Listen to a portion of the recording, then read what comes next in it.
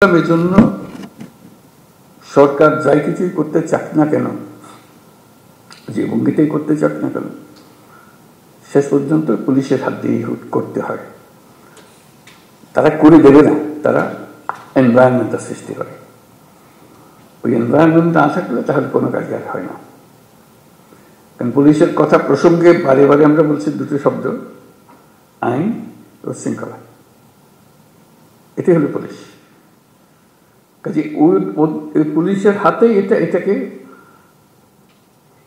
Execute করা, এটাকে এই পরিবেশ সৃষ্টি করা, আইনের পরিবেশ সৃষ্টি করা। আইন যদি না থাকলো তাহলে সরকারও কি, গণতন্ত্র কি, অধিকার কি, মানুষ নাগরিকদের কি, কিছুই থাকে না। কাজে এটাই ছিল মূল জিনিস, যে আমরা পুলিশকে অবহেলা করে কিংবা পাশ কাটিয়ে গিয়ে দেশ করতে পারবো না। তারাই সম্মুখ সারির মানুষ। তারা ক্ষেত্র প্রস্তুত করলে তখন বাকি জিনিসগুলো হয়, তখন বীজ লাগানো হয়, চারা লাগানো যায়, সবকিছু হয়। আইন না থাকলে, শৃঙ্খলা না থাকলে যত বড় বড় চিন্তাই হোক, যত টাকাই ঢালুন, কোনো কাজে আসবে না। কিন্তু সেই জন্যই পুলিশের গুরুত্বটা মনে মনে খুব অনুভব করছিলাম, যে একবার বসি, নিজেদের মধ্যে একটা আলাপ আলোচনা করি, কি করা যায়, কিভাবে অগ্রসর হব। আজকে তোমাদের তরফ থেকে কথাগুলো শুনে খুব খারাপ লাগলো, যে এই অবস্থার মধ্যে তোমাদেরকে কাজ করতে আমরা ঠেলে দিয়েছি, যে করো। কাজ করার তো একটা পরিবেশ লাগে, সহযোগিতা লাগে, সামর্থ্য লাগে। সেটা ছাড়া, এই ঢাল তলোয়ার ছাড়া আমরা যুদ্ধক্ষেত্রে পাঠিয়ে দিয়েছি যে লড়াই হোক। সেই জিনিসটা আমি অবশ্যই পরপরে এটা নিয়ে বৈঠক করবো, সমাধান করতে পারবো যাই না, কোনো জিনিস সমাধান করতে বড় কঠিন জিনিস হয়ে যায়, কিন্তু চেষ্টা করবো যে কি করা যায়। যদি ব্যর্থ হই, মনে করে যে আমি চেষ্টা করেছিলাম কিন্তু ব্যর্থ হয়েছে, চেষ্টার অভাবে ব্যর্থ হয়নি। এটা প্রথম চোটে মনে পড়লো যে করা। এরকম আলাপ হলে অনেক কিছু মনে পড়বে, যেগুলো আমরা চেষ্টা করব। যদি আমরা বলি যে এটাই তোমাদের কাজ, দেশকে পরিবেশটা সৃষ্টি করা যেখানে দেশ এগিয়ে যেতে পারে, তাই যদি হয়, তাহলে যাদের হাতে পরিবেশ সৃষ্টি করার দায়িত্ব, যাদের কাছে দেশকে তৈরি করার দায়িত্ব এগিয়ে যাওয়ার জন্য, তাদের নিজেদেরকে তৈরি করতে না পারলে তাহলে তারা বাকি কাজ হলো না। তো সেই জন্য আমরা অগ্রাধিকার দিতে চাই, প্রায়োরিটি দিতে চাই যে যেটা আমরা পারি। আর কথা বলার আরেকটা কারণ ছিল, যে কারণে বসতে চেয়েছিলাম, সেটা হলো যে আমি সরকারে যোগ দেবার আগেও বলেছি, এখন সরকারে যোগদান পরেও বলছি, বাংলাদেশ একটা মস্ত বড় সম্ভাবনাময় দেশ। আমি বারে বারে এটা অনুভব করি।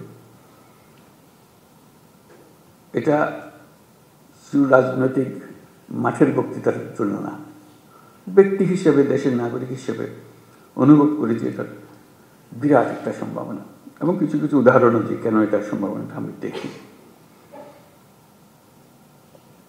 কিন্তু সেই সম্ভাবনাটাকে আমরা বাস্তবের দিকে আনতে পারছি না, থেকে যাচ্ছি। আজকে আমরা একটা সুযোগ পেয়েছি, মস্ত বড় সুযোগ, সেই সম্ভাবনাকে কার্যে পরিণত করা। এবং জুলাইয়ের এই অভ্যুত্থানের ফলে সেই সম্ভাবনাটা সৃষ্টি হয়েছে। এই সম্ভাবনার যে পরিবেশ সৃষ্টি হয়েছে, সেটাকে যেন আমরা হারিয়ে না ফেলি। কেন হারিয়ে ফেলা খুব সোজা, মুহূর্তে হারিয়ে যায়। এই সম্ভাবনাকে ধরে রাখা, যেটুকু সময় আমাদের আছে সেটুকু সময়ের মধ্যে আমরা চেষ্টা করব, ভবিষ্যতে যারা আসবে তারা আশা করি চেষ্টা করবে, পথটা যেন আমরা সৃষ্টি করে দিই। এই পথে আমরা এগুলো সম্ভাবনাগুলো বাস্তবে পরিণত হবে। শুধু বাংলাদেশ একটা সুন্দর দেশ হবে, নিয়মতান্ত্রিক দেশ হবে, গণতান্ত্রিক দেশ হবে, সেটা তো বটেই। আমি মনে করি বাংলাদেশ পৃথিবীর যে সমস্ত অগ্রগামী দেশ আছে, যারা পৃথিবীতে নেতৃত্ব দেয়, তাদের মধ্যে একটা হতে পারে, এরকম একটা দেশের সম্ভাবনা আছে। এটা কোনো আত্মতুষ্টির জন্য না, এটা আমরা, আপনারাও নিশ্চয় দেখবেন, তোমরা দেখবে এটা, যেটা একটু বিচার করলে মনে হয় যে হ্যাঁ এই সুযোগ আছে। আমি একটু কয়েকটা উদাহরণ দিই। এই যে গণ অভ্যুত্থান হলো, এটা মহারক্ত বিরাট একটা কাণ্ড, ইতিহাসের একটা বিরাট পরিবর্তন সূচিত হলো। লন্ডভন্ড অবস্থার মধ্যে আমরা এই যাত্রা শুরু করলাম। সারা দুনিয়ার যত দেশ আছে সবাই আমাদেরকে সমর্থন করলো, শুধু মিনমিনে সমর্থন না, আচ্ছা আচ্ছা ঠিক আছে করো, ওরকম না, উৎসাহ করে এগিয়ে আসলো। তারা যেরকম মনে করেছে যে হ্যাঁ এই দেশ যদি উঠে দাঁড়াতে পারে সেটা ভালো সঙ্গী হবে সবাই, আমাদের উপরে তারা ভরসা করেছে, যেরকম আমরা নিজেদের উপরে সে ভরসা আনতে চাই। আমাদের সে ভরসা অনেক সময় হারিয়ে যায়, যে মনে হয় যে না কী হবে, এই তো 2 দিন পরে আবার সব পাল্টে যাবে, কয়দিন থাকবে এটা দেখি আমরা, এটা প্রশ্নবোধক নিয়ে অগ্রসর। আমি যেটা বলার চেষ্টা করছি যে প্রশ্নগুলো সরিয়ে দেওয়া, আমাদের কোনো প্রশ্ন নেই, আমরা এটা করবই, আমরা করার সামর্থ্য আছে আমাদের। এই যে নতুন করে আমাদের যাত্রা শুরু হলো, এটা একটা মস্ত বড় সুযোগ। এই সুযোগটার উপরে আমি আন্ডারলাইন করছি, এই সুযোগটা যেন আমরা হারিয়ে না ফেলি। এটা শুধু মুখে বললে তো হবে না, সেটা ওই যে আজকের যে আলোচনা হচ্ছে সেটার মাধ্যমে ওটা করতে হবে, যে সুযোগগুলো সৃষ্টির জন্য তারও একটা পরিবেশ লাগে, সেই পরিবেশটা সৃষ্টি করা। তো সেখানে পুলিশ বাহিনী একটা মস্ত বড় ভূমিকা পালন করে। ওই যে বললাম আইন ও শৃঙ্খলা, আইনটা যদি আমরা সঠিকভাবে প্রয়োগ করতে পারি, শৃঙ্খলা যদি প্রতিষ্ঠিত করতে পারি, তাহলে যে কোনো যুদ্ধ জয় সম্ভব। এই যে এগিয়ে যাওয়ার যে যুদ্ধ লড়াই, যেটা এটা আনন্দের লড়াই, এটা কোনো কষ্টের লড়াই না। যত এগিয়ে যায় তত ফুর্তি লাগে, নিজের কাছে ফুর্তি লাগে, নিজের ছেলে মেয়েদের সঙ্গে কথা বলতে ফুর্তি লাগে, যে আমরা একটা কাজ করছি, তারা দেখছে, তারা উদ্বুদ্ধ হচ্ছে, এবং নিজের তুষ্টি হচ্ছে যে আমি একটা এমন ভূমিকায় আছি যে ভূমিকায় দেশের একটা পরিবর্তন হবে। আমরা নতুন বাংলাদেশ বলে শব্দটা বলি সবসময়, নতুন বাংলাদেশ, এটা কথার কথা না, এটা নতুন বাংলাদেশ আমরা এই জন্য বলি যে পুরনো বাংলাদেশ হচ্ছে অন্ধকার এক যুগ, আমাদের ভয়ঙ্কর একটা যুগ। সেই ভয়ঙ্কর দিন থেকে আমরা সুন্দর ঝলমলে একটা দিন আসতে চাই, সেটা হলো নতুন বাংলাদেশ। পুলিশ বাহিনীরও মুশকিল হলো ওই অন্ধকার যুগের তারা অ্যাক্টিভ পার্টিসিপেন্ট ছিল, নিজের ইচ্ছায় না, সরকারি কাজ করতে হয়, কাজ করেছে, আমরা কাজ করছি, আমাদের হুকুম পেয়েছে, করেছে, করতে করতে আমরা ওরকম চিন্তাতে পড়ে গেছি। কাজে নতুন বাংলাদেশ সৃষ্টি করার জন্য তোমাদেরকে ওই চিন্তার থেকে বেরিয়ে আসতে হবে যে না, আমরা নতুন বাংলাদেশ সৃষ্টি করবো। আমাদেরকে অনেক দোষ দেয়, আমরা দেখিয়ে দেবো মানুষ খারাপ না, আমরা খারাপ মানুষের পাল্লায় করেছিলাম, আমরা সে খারাপ মানুষ থেকে বের হয়ে এসেছি, আমরা ভালো মানুষ, আমরা দেখো কি করতে পারি। সেই দৃঢ় চিন্তাটা মাথার ভিতরে রাখতে হবে যে আমরা একটু দেখিয়ে ছাড়বো, আমাদেরকে সবাই গালিগালাজ করে, মন্দ বলে, আমাদের কাজের মাধ্যমে আমরা দেখাবো যে আমাদের হাত দিয়েই এই নতুন বাংলাদেশ সৃষ্টি হবে। আমরা একটা তাতে বড় রকমের ভূমিকা পালন করব, কারণ আমাদের কাছেই রয়েছে আইন এবং শৃঙ্খলা, এইটা আমরা প্রতিষ্ঠা করব। এটা প্রতিষ্ঠিত করতে পারলেই ওই এনভায়রনমেন্টটা সৃষ্টি হয় যেখান থেকে এটা উড়ান দেবে। দেশটা উড়ান দিতে হলে তার একটা মোমেন্টাম জেনারেট করতে হয়। এই মোমেন্টাম জেনারেট করার জন্যই হলো এটা যে আমাদের আইন এবং শৃঙ্খলাটাকে প্রতিষ্ঠিত করা, মুখের কথা না। মানুষ দেখলেই, পুলিশ দেখলে মানুষ আশ্রয় পায়, এখন পুলিশ দেখলে ভয় পায়, কি আমার খ্রিস্টের মধ্যে আটকে হলো, একটা ভয়ঙ্কর একটা ক্যারেক্টার। পুলিশ হলো বন্ধু, এটাই হলো, কারণ আমি আইনের পক্ষের মানুষ, আমি আইন প্রতিষ্ঠা করার মানুষ, আইন হলো আমাদের সবার আশ্রয়। তো পুলিশ হলো সে আশ্রয়দাতা, যে আমি আইনের আশ্রয় নিয়ে আসছি, আইন আপনাকে সুরক্ষা দেবে। এটা যদি আমরা এই ইমেজটা যদি প্রতিষ্ঠিত করতে পারি, অতীতের সব কথা মানুষ বলে যাব। কাজে এটা নিয়ে কান্নাকাটি করে কোনো লাভ নাই, কারণ সেইটা আমরা বদলাতে পারবো না। সেই 16 বছরের ইতিহাসে আমরা বদলাতে পারবো না। সেই 16 বছরের কালিমা আমার সারা গায়ে মাখা আছে, আমি রাতারাতি পাল্টাতে পারবো না। এটা মানুষ হিসেবে আমি আমার কর্তব্য নির্ধারণ করতে পারি, আমি আমার সম্পূর্ণ নতুন ভাবমূর্তি আমি প্রতিষ্ঠা করতে পারি। এবং যেই সরকার তোমাদের নিয়ে কাজ করছে, সেই সরকারের ইচ্ছা যে তোমরা সেই ভাবমূর্তিতে চলে আসো, যাতে করে সবাই দুনিয়া সবাই দেখে, মানুষ দেশের মানুষও দেখে আমরা শুধু পুলিশ বাহিনী না, আমরা নতুন বাংলাদেশের পুলিশ বাহিনী। এই ক্যারেক্টারটার জন্য দেখলে মনে হয় যে না, এই লোকটা, এই পুলিশটা নতুন বাংলাদেশের পুলিশ। তোমার কাজে কর্মে তখন মানুষ অতীত ভুলে যাবে, মাফ করে দেবে, যা আমাদের সবাইকে ভুক্তভোগী হতে হয়েছে, সেটার কারণে তাদেরকে সেই ভূমিকা পালন করতে হয়েছে। এখন সুযোগ পেয়েছে, তারা নিজের চরিত্র নিজের ভাবে উন্মোচন করেছে যে আমি নতুন বাংলাদেশের পুলিশ। এই নতুন বাংলাদেশের পুলিশ বলতে যা যা তোমার মনে আসে, সেই জিনিসটাকে প্রতিষ্ঠা করা, এটাই হলো আমাদের মূল কাজ। এটা করতে পারলে আমরা আমাদের এই যে সুযোগ সৃষ্টি হলো, আমি যে সুযোগের উপরে জোর দিচ্ছি, অভ্যুত্থানের কারণে যে সুযোগ সৃষ্টি হয়েছে, যার কারণে আমরা নতুন বাংলাদেশের কথা জোর দিয়ে বলছি। মাঝে মাঝে লোকে মনে করে এটাও একটা রাজনৈতিক বক্তব্য, বলতে শুনতে ভালো লাগে কিন্তু অন্তঃশাসন না। আমরা সেভাবে বলার চিন্তা করি নাই। আমরা বাস্তবিক পক্ষে মনে করেছি যে এটা একটা মস্ত বড় সুযোগ। এটা নতুন দেশ, যেমন নতুন দেশ আর আশেপাশের 2-4টা দেশের সঙ্গে পাল্লা দেবে তা না। আমরা দুনিয়ার মাঠে খেলার খেলোয়াড়, আমরা ছোট মাঠে খেলার খেলোয়াড় না। বাংলাদেশ, ওই যে বললাম, বাংলাদেশ অপূর্ব একটা দেশ। সেই দেশে যারা আমরা দুনিয়ার মাঠে খেলি, আমাদের দিকে দেখে লোকে হাততালি এসছে, বাংলাদেশ নেমেছে এবার। ওরকম চাই, ওরকম এমন করতে পারি।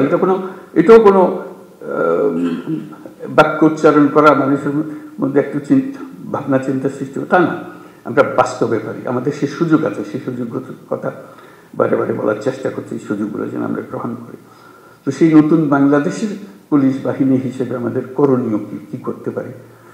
অতীত নিয়ে কান্নাকাটি করার দরকার নাই, নতুনের জন্য আমরা প্রস্তুত এবং করে দেখাবো। এটা মুখে বলে আমরা নতুন বাংলাদেশ করবো ইত্যাদি মুখে বলার দরকার নেই, কাজে বলবো যে হ্যাঁ এই হলো নতুন বাংলাদেশের পুলিশ বাহিনী। সবাই ভাবা দেবে যে হ্যাঁ এই একটা কাজ, এবং আশেপাশের যারা আছে তারা বলবে যে ভাই আপনার একটা কাজ দেখালেন এবার। এটা আমরা চিন্তা করি নাই, পুলিশের হাত দিয়ে এর কাজ হতে পারে, পুলিশের মাথায় চিন্তা আসতে পারে। কারণ পুলিশ সম্বন্ধে ইমেজ হলো যে তারা খারাপটা আগে দেয়, খারাপটা আগে করে। আমরা ভালোটা আগে দেখবো, ভালোটা আগে করবো। আমাদের পুরো বাহিনীটা নিয়োজিত, 1-2 জন করা সেটা ঠিক আছে, খারাপ না, কিন্তু তাতে বাহিনী পাল্টায় না। বাহিনী সামগ্রিকভাবে একটা কাঠামো, এই কাঠামোর কাছে অনেক শক্তি, যদি আমরা সেই শক্তিকে ঠিক দিকে প্রসারিত করি। সেটি বলার জন্য, যে কমিউনিকেট করার জন্য যে আমরা এই সুযোগটা গ্রহণ করি, আমরা কি কি করলে হবে সেই আলোচনাটা আমরা শুরু করি। যে এই জিনিস হলে এটা একটা টিম ওয়ার্ক, তো এটা তো আর একক কোনো উপদেষ্টা মহোদয় হুকুম দিয়ে দিল আর তোমরা করে ফেললে, এরকম না। এটা সবাই মিলে একটা টিমের মতো খেলতে হবে। এবং বাংলাদেশের যত টিম আছে, সবচেয়ে গুরুত্বপূর্ণ টিম হলো তোমরা পুলিশ। আমরা বহু টিম আছে, ব্যবসা বাণিজ্য অন্যান্য বহু রকমের জিনিস, কিন্তু গোড়াটা ঠিক করে দিতে হয় পুলিশকে। ওই যে বললাম তো, পরিবেশ তার হাতে। পরিবেশ মানে কাজ করার পরিবেশ। এই পরিবেশটা তোমাদেরকে সৃষ্টি করতে হবে, এবং তোমরা পারবে, না পারার কিছু নেই। এবং যদি অতীতের কোনো কাজে তোমার কাছে অনুশোচনা এসে থাকে, দুঃখ এসে থাকে, এই হলো সুযোগ। এই দুঃখটাকে মোচন করার জন্য এমন কাজ করব, মানুষ ওটা শুধু ভুলে না, এই যেটা নতুন কাজ সেটা দিকে আমাকে স্মরণ করবো। অতীতের প্রশ্ন উঠবে না আর আমার কাছে, তারা পরিষ্কার দেখবে যে আমরা কি করি না করি, এই জিনিসটা করা। তো সেটা বলবো যে আমরা তো করতে চাই, কিভাবে করব, আমাদের তো সুযোগ দিচ্ছে না। এই সুযোগটা কিভাবে আমরা করতে পারি? আমরা সবাই মিলে একটা টিম, তোমরা একটা টিম আলাদা এরকম না, আমরা সবাই মিলে একটা টিম। তোমাদেরটাও সেই সুযোগ করে দিতে হবে, যাতে করে আমরা যতটুকু আমাদের সাথে আছে সেগুলো, সেই আয়োজনগুলো করে দেওয়া, যাতে আমরা করতে পারি। বাংলাদেশের সুযোগের মধ্যে একটা যেটা যে বললাম যে মস্ত বড় সৌভাগ্যবান জাতি, তার মানুষ, মানে আমরা সবসময় চিন্তা করে এসেছি যে বাংলাদেশে এত মানুষ, এর কপালে দুঃখ ছাড়া আর কিছু নেই, খালি বাড়ছে তো বাড়ছেই এতগুলো মানুষ। বাস্তব পরিস্থিতি তো উল্টা। আমরা এত সৌভাগ্যবান জাতি যে আমাদের শক্তির অন্ত নাই, মানুষের শক্তি। মানুষের শক্তির সঙ্গে কেউ পাল্লা দিতে পারে। মানুষের ভিতরে ভীষণ রকম একটা সৃজনশীলতা আছে, যে সমস্যা দিকে সে সমস্যাকে উল্টে ফেলে।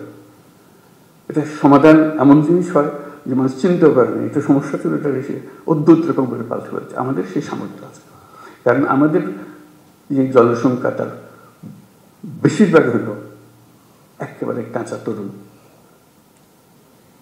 এরকম দেশ দুনিয়াতে নাই, এত মানুষ, এত তরুণ মানুষের দেশ। এবং সে তরুণ অসহায় তরুণ না, তারা নানা বুদ্ধি সল্লা করে, এটা করে ওটা করে, কোনো জিনিস বাদ থাকে না। আমরা অতীতে যা যা করে এসেছি একটু ফিরে দেখলে, তার ব্যাখ্যা করলে দেখা যাবে কী রকম সমস্যাটাকে তারা সমাধান করে দিয়ে নিজে নিজে সব করে ফেলেছে। আমরা সবাই মিলে তাদেরকে বাধা দিয়েছি, সরকার বাধা দিয়েছে, পুলিশ বাধা দিয়েছে, ব্যবসা বাধা দিয়েছে, কিন্তু তারা এর মধ্য থেকে কাজটা করে ফেলেছে। আমরা পথে পথে তাদের বাধা সৃষ্টি করেছি। সরকারের একটা ভূমিকা হলো বাধা সৃষ্টি করা, আমরা সে বাধাকে তাকে দিয়েছি, সেই বাধাকে অতিক্রম করে তাকে করতে হয়েছে। এখন আমাদের যেটা শপথ নিতে হবে, যেটা সিদ্ধান্ত নিতে হবে, যে মানুষকে আমরা বাধা দেব না, তার পথকে আমরা সহজ করব, তার পাশে থাকবো। তাহলে দেখবো যে এই দেশের এখন সমস্যা থাকবে না। শুধু তার পাশে থাকা, শুধু আইনের ভিতরে তাকে রাখতে হবে। তাকে বলতে ভাই আইনটা পাল্টেন না, আইনটা হাতে নিয়েন না, আইনের ভিতরে থাকেন, আমি যা দরকার আমি করে দেবো আপনার জন্য, আইনের ভেতরে থাকেন।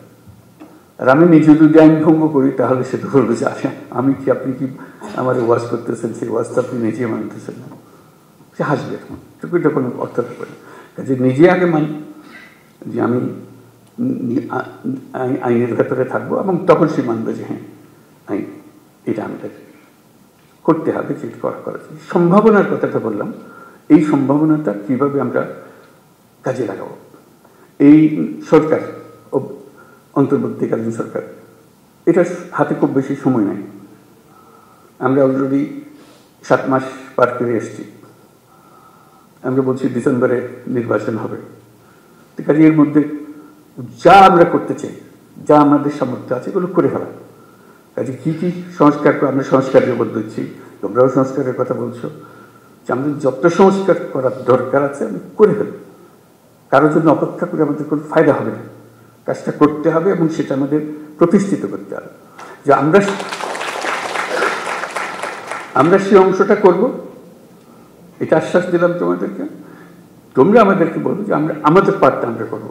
আমরা এই নতুন বাংলাদেশের নতুন সৈনিক পুলিশ বাহিনী হব। এটা হলেই আমরা ওই ক্ষেত্রটা প্রস্তুত করলাম। এই ক্ষেত্র প্রস্তুত করলেই আমরা থাকি আর না থাকি, এটা দেশ থেকে যাবে, এটা চলবে। অন্যরা মনে করবে যে না এটা সুন্দর চলছে, এটা চলতে থাকবে, সেই জিনিসটা করে। যেহেতু নির্বাচন আসছে, নানা রকমের সমস্যা হবে, নানা রকম চাপ আসবে, তবে ডেসপারেট হয়ে যাবে, আমার ক্যান্ডিডেট জেতাতে হবে, ওর ক্যান্ডিডেটকে জেতাতে হবে।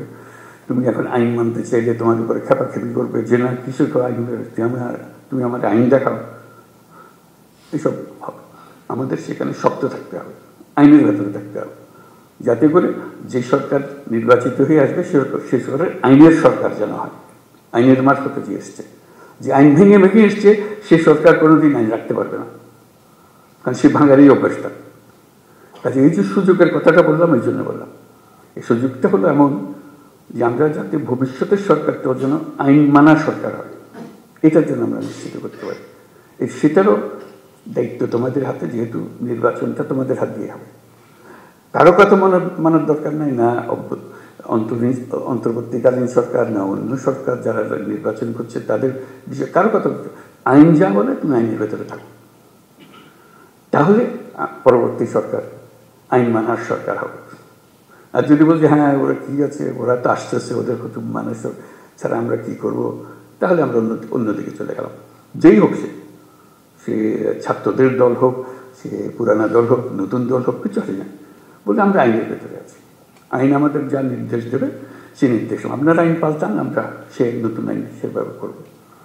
কাজে ওই জিনিসটা যেন শক্ত থাকে, যে আইনের ভেতরে থাকবো, যাতে ভবিষ্যৎ আমাদের আবার এই পুরনো জগতে ফিরে যেতে না। আমাদের শুধু ভয় হলো আবার অন্ধকারে যেন হারিয়ে না যায়। এক মহা অন্ধকার থেকে আমরা পার হয়ে এসেছি, আমাদের কপাল ভালো, ছাত্ররা আমাদেরকে সেটার থেকে মুক্তি দিয়েছে। আমরা যেন আবার এই গর্তের মধ্যে ঢুকে না পারি, তাহলে আমাদের আর রক্ষা নেই, আমাদেরকে কেউ আর উদ্ধার করতে পারবে না। তো আজকে খুব ভালো লাগলো আলাপ করে, আরেকটা বিষয় আলাপ করে নিয়ে বলতে, তোমাদের তো বিভিন্ন জেলার থেকে এসছো, বিভিন্ন রকম কাজ। অন্য সময় আমি বলেছি, আবার তোমাদের সঙ্গেও বলি সেটা কথা, এক একজন এক একভাবে কাজ করবে, নিজের সৃজনশীলভাবে কাজ করবে। আমার সমস্যা, আমি জানি আমার এলাকার সমস্যাটা কি।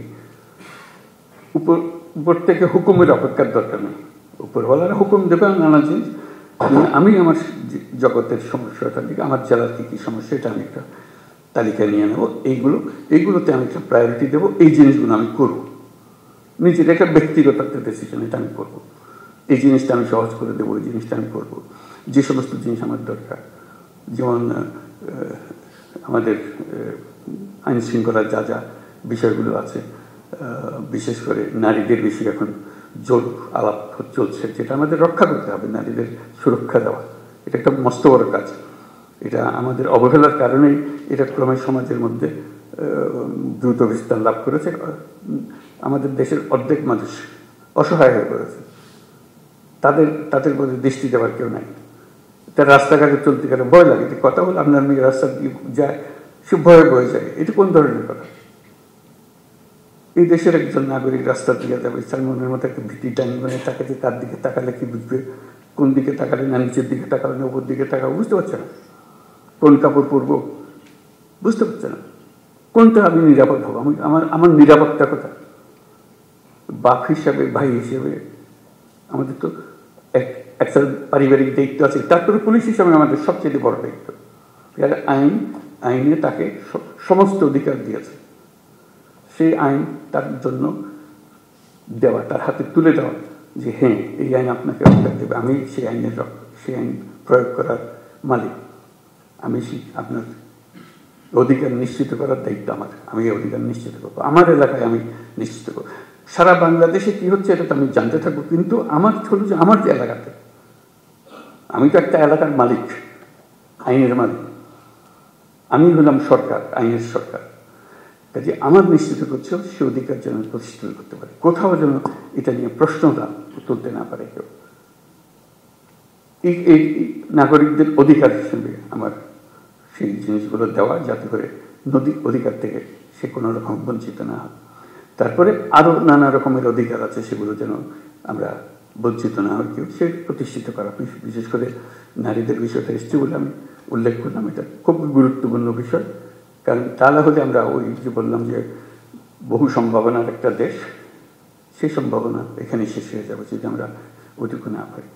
সংখ্যালঘুদের নিরাপত্তা একই ব্যাপার। নাগরিক হিসেবে তার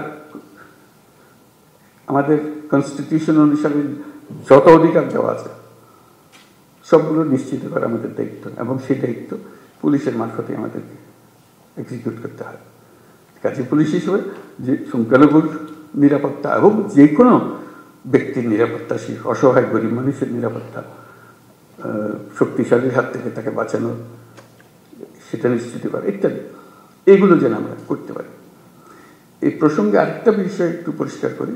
আমরা তো বললাম যে আমরা কাজ করব এবং নতুন বাংলাদেশ গড়ব, এবং খুব দ্রুত আমরা এগোতে পারবো, সব ঠিক আছে, এগুলো কোনোটাই পেছনে কোনো প্রশ্নবোধক নেই, এগুলো নিশ্চিত একটা বিষয়। কিন্তু এর মাঝখানে আমরা একটা পরিষ্কার মাথার ভেতরে যেন রাখি, আমরা একটা যুদ্ধাবস্থার মধ্যে আছি। আমরা এই 8ই অগাস্টের পরে ভুলে গেছি যে আর যুদ্ধ নাই, যুদ্ধ শেষ, কথা ঠিক না। আমরা একটা কন্টিনিউয়াস যুদ্ধাবস্থার মধ্যে আছি, এটা যেন মনে থাকে যে আমরা যুদ্ধাবস্থার মধ্যে আছি। এই যুদ্ধ অবস্থার থেকে আমাকে জয় হয়ে ফিরে আসতে হবে, বের হয়ে আসতে হবে। এই যুদ্ধটা কিভাবে হয়? পরিষ্কার, লোকের সুযোগ গ্রহণ করে, যারা পরাজিত শক্তি তারা সুযোগ গ্রহণ করে একটা উস্কিয়ে দেবে, একটা কিছু গোলমাল পাকিয়ে দেবে, এবং প্রথম নজর আসবে পুলিশের নজর। তার দৃষ্টিতেই তো সাংঘাতিক, তো আমাদের বিরাট শৃঙ্খলা ভঙ্গের কাজ করবে, আমাদের শান্তি নষ্ট করবে, আমাদের গোলযোগ পাকিয়ে বলবে। তার চেষ্টা হলো একটু গোলযোগ পাকিয়ে দেওয়া। সে তো সম্মুখ যুদ্ধে আসতে পারছে না, সে কথা একটা প্রচার করবে, প্রচার করে দিয়ে একটা মহাকাণ্ড তুলে দেবে যে এই ওকে মেরে ফেলেছে, ও কী হয়েছে, ও এইরকম করেছে, একটা কথা, একটা ছবি ছাপিয়ে দেবে, একটা পোস্টার লাগিয়ে দেবে ইত্যাদি। এটা কন্টিনিউয়াসলি চলতে থাকবে, কারণ সেই যুদ্ধ ক্রমাগত তীব্রতর হবে। যতই নির্বাচন কাছে আসবে ততই তীব্রতর হবে, কারণ ওই পরিবর্তন হয়ে গেলে আবার তারা মনে করবে যে আমরা আরেকবার পরাজিত হয়ে গেলাম, ওখানে যুদ্ধ পরাজিত হয়ে যায়। কাজে সেই এটা তীব্রতর করতেই থাকবে। ওইখানেও ফ্রন্ট ফোর্স হলো পুলিশ বাহিনী, নজরে রাখা এবং সবার দিকে খেয়াল রাখা। কাউকে সন্দেহ করেছি তার মানে এই নয় যে তাকে এখনই আমাকে কারাগারে নিয়ে, তা না, সেও দেশের নাগরিক। কাজে দেশের নাগরিক হিসাবে তার অধিকার আছে, যদি নাগরিক হিসাবে থাকে। আর যদি দোষ করে থাকে তার উপর নজর রাখবে, দোষ করা মাত্র যেন আমি তার ধরে রাখতে পারি, যেটা আমাদের নিরাপত্তা বিঘ্নিত করছে, আমার আইন ভঙ্গ করছে ইত্যাদি ইত্যাদি যেগুলো আছে। কাজে যেটা আমার আন্ডারলাইন করার কথা যে আমরা যুদ্ধাবস্থার মধ্যে আছে, এই যুদ্ধাবস্থা চলতে থাকবে, বিশেষ করে ইন্টেন্সিফাই হবে, ক্রমাগতভাবে এটা ঘনীভূত হবে। এই মেঘ আস্তে আস্তে কালো মেঘ, কাল থেকে আরও প্রচণ্ড বেগের মেঘ, ঘূর্ণিঝড় ইত্যাদি হতে থাকবে। আমরা যদি সতর্ক থাকি তাহলে এটাকে আর বাড়ার সুযোগ দেওয়ার দরকার হবে না। এই প্রসঙ্গে দেখা যাবে যে অনেক অপপ্রচার, এগুলো তোমরা পরিচিত সব অপপ্রচার যে হয়, অপপ্রচারের একটা মহা কারখানা আছে, নিত্য নতুনভাবে অপপ্রচার হবে, তোমাকেও কনফিউজ করে বলবে যে আসল কথা তুমি বুঝতে পারতেছেন এটা কী হইতেছে। কাজে সেটার থেকে বাঁচা, এই অপপ্রচার থেকে বাঁচা। অপপ্রচারে কোনো একটা সূত্রপাত হলে তোমার এলাকায় যদি হয়, সঙ্গে সঙ্গে এটা রিপোর্ট করা যে এখানে একটা অপপ্রচার চলছে, এটাকে শিগগিরই এটাকে পরিষ্কার করে ফেলতে হবে, লোকে যেন ভুল ধারণার মধ্যে না থাকে। নড়াচড়া ইত্যাদি, কারা এই অপপ্রচার করছে, কারা এই ফ্যাক্টরি বানিয়েছে, কোথায় বানিয়েছে, কারণ তাদের এন্ট্রান্স সর্বত্র, যেহেতু তাদের হাতে বিশাল অঙ্কের টাকা আছে, কি পরিমাণ টাকা আছে সেটা পত্রপত্রিকায় তোমরা দেখতেছো। ওইটার থেকে ওই যুদ্ধটা আমাদের জয় করতে, আমরা এই যুদ্ধকে উঠতে দেবো না এটা। আর আমাদের জগৎকে আমরা যে নতুন বাংলাদেশ গড়তে চাই, সে নতুন বাংলাদেশ দিকে আমরা অগ্রসর হব। এটা ডিসিদের মিটিংও বলেছিলাম, এখানেও সেটা বলি আমি, এটাও আমার কাছে খুব গুরুত্বপূর্ণ বিষয়। সেজন্য এটা হলো যে আমরা 64 জেলার 64 জন দায়িত্বে আছে। 64 জন তো একরকম না, একটা হলো যে ব্যক্তিগতভাবে একরকম না, একটা হলো যে কেউ অ্যাক্টিভ, কেউ একটু ইনঅ্যাক্টিভ, দুদিন পরে করতেছে, আজকে যেটা করার কথা কালকে বলবো, পরশু করবো, এরকম।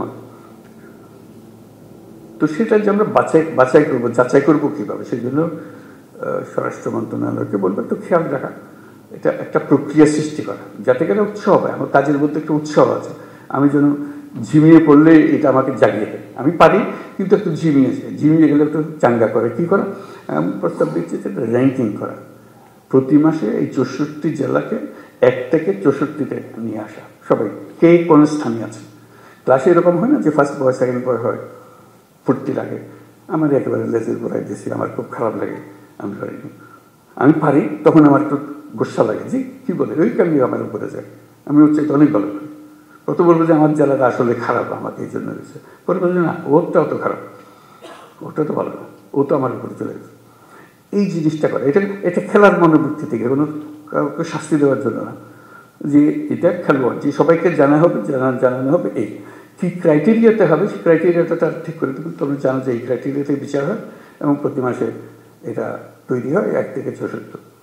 তো আমাদের যেটা হবে, তাদের স্বরাষ্ট্র মন্ত্রণালয়কে বলতে যেটা হবে, একই ব্যক্তি বারে বারে 64-তে থেকে যায়, এটা নিয়ে এখন আমাদের সন্দেহ।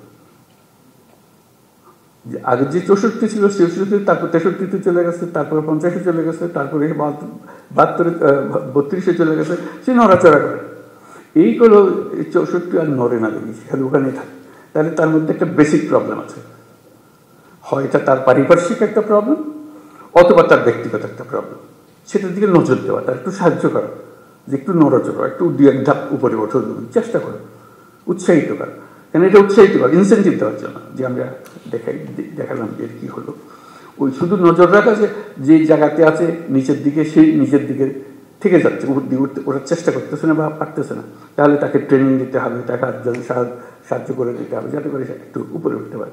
আর যে 10-এর মধ্যে ঢুকে গেছে আর 10 থেকে নামতেছে না, বাবা সে শক্ত করে ধরছে, সে ভালো, তার দিকে একটু নজর রাখা যে হ্যাঁ ভালো কাজ, ভবিষ্যতে অনেক কাজ দায়িত্ব দেওয়া যাবে থাকে, যে 10-এর মধ্যে থাকে প্রত্যেকবারে দিকে 10।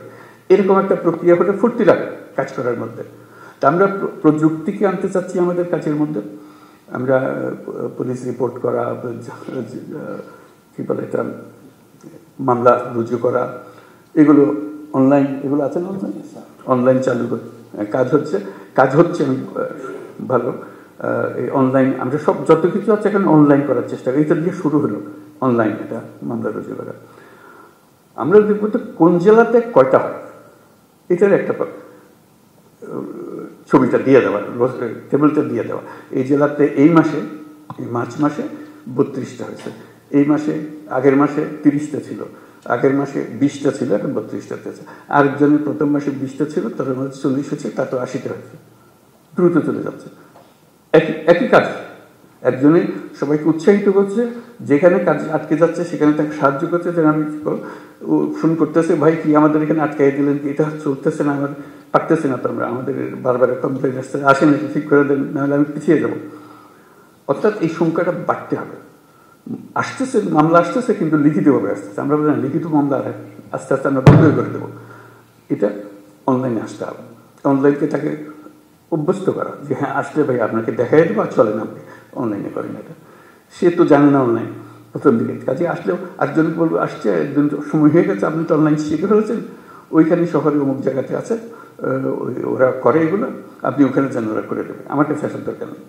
উৎসাহ সহকারে তারা দেবেন, যাতে নম্বরটা বাড়ে, আপনার অনলাইনের সংখ্যাটা বাড়ে। যত অনলাইনের সংখ্যা বাড়বে তত বুঝলাম যে কেউ না কেউ ইনিশিয়েটিভ নিচ্ছে, ইনিশিয়েটিভ নিলে কাজটা হতে পারে, সে কাজগুলো করে দেওয়ার জন্য। এরকম প্রত্যেকটা জিনিস মানে অনলাইনের মধ্যে আমরা আনতে থাকবো। ন্যাশনালি অনেক জিনিস আমরা অনলাইন নিয়ে আসবো, যেমন কর দেওয়া, ট্যাক্স দেওয়া, পুরো ট্যাক্স সিস্টেমটা অনলাইন হয়ে যাবে, অনলাইনে দেবে। অর্থাৎ তাকে সরকারি অফিসের পেছনে দৌড়াদৌড়ি করতে না। এগুলো আছে, দোকান আছে, তার কারণে এখানে আমি ট্যাক্স দিতে পারি, ব্যাট দিতে পারি, যা যা করতে হয়, লাইসেন্স নিতে পারি, সব কিছু দেওয়া আছে। আমার তথ্য দিলে সে আমার লাইসেন্সটা দিয়ে দেয়, ফুলে গেছে, তার সঙ্গে আর কোনো সে দোকান সাজাই বসে আছে, আমি শুধু গিয়ে টাইপ করতেছি। এরকম প্রতিটি ক্ষেত্রে আমরা ওই সিস্টেমে আমরা চলে যাচ্ছি আস্তে আস্তে। যেমন এখন ইয়ের ব্যাপারে, পাসপোর্টের ব্যাপারে বলেছি, নিশ্চয়ই তোমাদের নজরে এসছে। আমরা বলছি পুলিশ ভেরিফিকেশন লাগবে না, প্রথম সব চমকে গেছে, আর বলে যে পুলিশ ভেরিফিকেশন, এত অভ্যস্ত হয়ে গেছে আমরা পুলিশ ভেরিফিকেশনে, যেটা তুলে দেওয়া মাত্র চমকে উঠেছে, কারণ অথচ এটা কোনো দরকার নেই। আমি এই দেশের মানুষ, আমার এনআইডি ছাড়া প্রতিষ্ঠিত করেছে, আমি এই দেশের নাগরিক। নাগরিক হিসেবে পাসপোর্ট পাওয়া আমার অধিকার। আমার যদি কোনো কেস থাকে, মামলা থাকে, সরকার আমাকে সেটার জন্য বাধ্য করে বলে যে না, এই লোকের মামলা আছে, তাকে কোনো সময় পাসপোর্ট দেওয়া যাবে না, সেটা সে করতে পারে। তার ইয়েতে গেলেই আমরা পাবো, তার আইডিতে গেলেই আমরা পাবো ডেটাবেসে যে তার নামে মামলা আছে, পরিষ্কার হয়ে। কারণ ভেরিফিকেশনের দরকার নেই। এই একটা মামলা মাসের পর মাস, বছরের পর বছর চলে যাচ্ছে, সে বেচারা পাসপোর্ট পাচ্ছে। তো আমরা বলছি কিন্তু ভেরিফিকেশন লাগবে না। তখন প্রশ্ন উঠলো, এটা একটা বিপদে ফেললেন আমাদের। রোহিঙ্গারা যদি এর মধ্যে ঢুকে যায়, কারণ ভেরিফিকেশন লাগবে, ভেরিফিকেশনে বুঝতে পারতাম যে এটা রোহিঙ্গা, কাজে তারা আমরা পাসপোর্ট দিতাম না। তো আমরা ঠিক করলাম যে না, সেটা ইউএনএইচসিআর যারা রোহিঙ্গাদের দেখাশোনা করে, শুধু যারা, তাদের ডেটাবেস আছে, তাদের ডেটাবেস থেকে সব জানবে যে ওটা দেওয়া মাত্র, ওই নম্বর ওর এনআইডি দেওয়ার মাত্রই বলবে যে ও তো এনআইডি নেই, এনআইডি ওটা বেজাল এনআইডি আছে, সে বেজাল এনআইডি অন্য জায়গায় চলে গেল। তো তখন তার ইয়েগুলো আছে, বায়োমেট্রিক্সটা আছে, বায়োমেট্রিক্সটা দিলেই সঙ্গে সঙ্গে বলবো যে এতো রোহিঙ্গার ক্যাম্পের বাসিন্দা। তার যেহেতু ওই দুটা ডেটাবেস কানেক্টেড হয়ে যাবে, এটাই এখন আমরা প্রক্রিয়া করছি, যে দুটো একত্র হয়ে যাবে। এটা দেওয়া মাত্রই সমস্ত তথ্য স্ক্রিনে ভেসে উঠবে যে ওখানকার, তাহলে সেখানে পাসপোর্ট অথরিটি ঠিক করবে যে তুমি তো রোহিঙ্গা, তোমাকে আমরা দিতে পারলাম না। কাজে ওখানে পুলিশ ভেরিফিকেশনের দরকার নেই, যেহেতু টেকনোলজি আমাদেরকে সাহায্য করছে। অর্থাৎ আমরা ওই পথে অগ্রসর হবো, যাতে তোমাদের কাজগুলো সহজ হয়, আইডেন্টিফিকেশন সহজ হয়, যাতে আমরা অগ্রসর হতে পারি, সহজে অগ্রসর হতে পারি, যারা যারা আছে, কি আছে না আছে সেগুলো নিয়ে কাজ করার জন্য। কাজে বহু সম্ভাবনা আছে আমাদের এগুলো করার জন্য। আমরা শুধু এই কাজগুলো করি আনন্দে সহকারে করি, এগুলো কোনো কষ্ট সৃষ্টি করার জন্য করতেছে না, সবার আনন্দ। আমি আমার কাছে নিয়োজিত থাকি এই কাজে, কে কার পাসপোর্ট নেই, তার জন্য কোন গ্রামে যেতে হবে, তাতে আত্মীয় স্বজন বের করতে হবে, পুলিশ ভেরিফিকেশন, সেও একটা কঠিন কাজ। তোমাকেও যে ঝামেলার থেকে মুক্ত দিলাম, সে লোকটা ঝামেলার থেকে মুক্ত হয়ে গেল। টেকনোলজি ইউজ হলো, টেকনোলজি ইউজ করে আমরা অনেকগুলো কাজ এখন থেকে করতে আরম্ভ করব, এবং যেখানেই টেকনোলজির মোকাবেলা হবে দেখবে উৎসাহিত করবে যে ভাই ওভাবে এটাই ভালো, অনেক শান্তিতে থাকবেন আর কোনো অসুবিধা হবে না, নিজের কাজগুলো করতে পারবে। অর্থাৎ ভূমিকা পালন করার জন্য আমাদের অনেক জিনিস আছে। পুলিশ বাহিনী হলো আমাদের কোর বাহিনী, যাতে মানুষের সঙ্গে, সরকারের সঙ্গে যে আমাদের সংযুক্ত রাখে, মানুষের মনে উৎসাহ সৃষ্টি করে, আনন্দের সৃষ্টি করে যে আমরা জাতি হিসেবে এগিয়ে যেতে চাই, আমরা হেরে যাওয়ার জাতি না, আমরা জয় হওয়ার জাতি, আমরা পারবো, আমাদের সেই সম্ভাবনার দুয়ার খুলে গেছে, সেই সম্ভাবনাগুলোকে আমরা কাজে লাগাতে চাই, সেই কথাগুলো বলো। আজকে এই কথাগুলো বললাম, আরও ভবিষ্যৎ আরও হবে, এখন অনেক জিনিস জানতে পারলাম, এগুলো নিয়ে আমরা বসে যতটুকু করতে পারি, যাতে করে আমরা আমাদের কাজগুলো যে কয় মাস আমরা দায়িত্বে আছি, সেই কয় মাসে অন্তত আমরা অনেক দূর নিয়ে যেতে পারি। ভবিষ্যতে কী হবে সেটা ভবিষ্যতের হাতে, কিন্তু আমাদের প্রতিটা দিন যেন আমরা মনে করি যে আমরা একত্রে সবাই মিলে বসে দেশের জন্য একটা কাজ করেছে, যেটা দেশকে এগিয়ে নিয়ে যেতে সাহায্য করছে। বিশেষ করে আমাদের ছেলেমেয়েরা, তারা আমাদের দিকে তাকিয়ে আছে যে আমরা কী করছি, তাদের কপালে কি সিল মেরে দিচ্ছি যে তোর দেওয়ার কিছু দুঃখ ছাড়া কিছু নেই, নাকি তাদের দরজা খুলে দিচ্ছে যে তারা যেখানে ইচ্ছা পারে তারা যেতে পারে, তাদের সামর্থ্য দেখাতে পারে, তাদের অবস্থান দুনিয়ার সামনে তুলে ধরতে পারে, এবং সেটা পারার মতো জিনিস। আমাদের সামনের প্রজন্মদের বিষয়টা হল প্রযুক্তির জন্ম। এই প্রযুক্তি দিয়ে তারা কোথায় যে চলে যাবে আমরা চিন্তা করতে পারছি। আজকে যে ছোট্ট বাচ্চাটা আপনার ঘরে বড় হচ্ছে, দেখবেন যে সে কী যে কাণ্ড করে ফেলেছে তার 18 বছর বয়সে, 19 বছর বয়সে। আপনিও বুঝতে পারেন নাই, আপনার ফ্যামিলির কেউ বুঝতে পারেনি, সেও বুঝতে পারেনি, কিন্তু সে রাস্তা পেয়ে গেছে, যেহেতু প্রযুক্তি তার হাতে এসেছে। প্রযুক্তি একটা হলো যে আলাদিনের চেরাগের মতো, এটা যার হাতে গেছে সে এটা নিয়ে যে কোনো ইচ্ছা যে কোনো জিনিস করতে পারে। আমরা স্টারলিংকের কথা বলছি, যে স্টারলিংক আশা করি কিছুদিনের মধ্যেই শুরু হয়ে গেলে দেখবেন যে ফাস্ট ইন্টারনেট, খুব দ্রুত গতির ইন্টারনেট হয়ে গেলে এই বর্তমান যে ইন্টারনেট আছে তার তুলনায় এটা এত গতি, তাতে সমস্ত কিছু হাতের মুঠোয় চলে আসবে, মুহূর্তের মধ্যে হাতের মুঠোয় চলে আসবে, যে যা করতে চায়, আর কারোর জন্য অপেক্ষা করতে হবে। এটা তো একটা টেকনোলজি, এরকম বহু টেকনোলজি আরও আসতে থাকবে, যাতে আমাদের হয়তো একটু ধাক্কা খেয়ে এটা শিখতে হবে, কিন্তু বাচ্চারা জন্ম থেকে শিখে হবে। কেমনে শিখে, কে শেখায় আমরা জানতেও পারি না, কিন্তু সে শিখে ফেলছে সব কিছু। 10 বছরের বাচ্চা, 11 বছরের বাচ্চা সবাইকে শেখাইতেছে কী হইতে পারে। তুমি পারবে না, আমার তো আমি করে দিচ্ছি, 1 সেকেন্ডের মধ্যে সে করে দিল। আমি ঘন্টা খানিক ধরে চেষ্টা করছি, এটা পারতেছে না, সে 1 সেকেন্ডের মধ্যে এটা করে দেয়। তার মধ্যে একটা বিল্ট ইন একটা জিনিস আছে যেটা আমাদের মধ্যে নাই, আমরা পারি না, আমাদের জমানায় সেটা ছিল না বলে। এখন তার জমানায় এসছে, সেটাতে ওস্তাদ হয়ে গেছে, সেই জগতের মধ্যে আমরা প্রবেশ করছি। ওকে এখন বাড়ার সুযোগ দেন, উড়ার সুযোগ দেন, সেই জন্য আমাদেরকে সবাই নিয়ে উড়ান দিতে পারে।